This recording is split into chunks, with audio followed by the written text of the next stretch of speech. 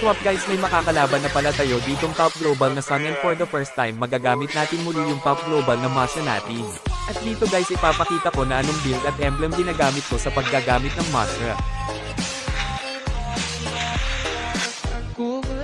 At sa laban namin dito guys is buy item muna or pa full item, at dito matry na natin guys kung effective ba sa Masha yung bagong item na pinalit sa Scarlet Phantom.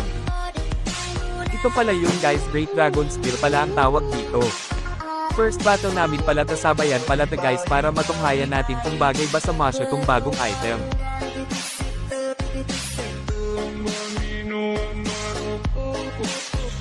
First laban, sino kaya mananalo sa amin?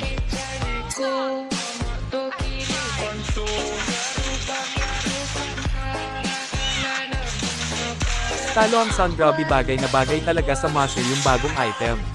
Tara, ay isa pa. Sige lang, baka chamba lang yun. Second laban dito, pinalitan ko na yung boots ng Wind Clan.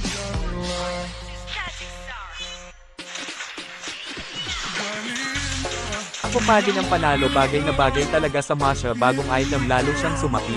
Third laban namin to, malalaman kung mananalo pa ba yung Masha sa item ng kalaban.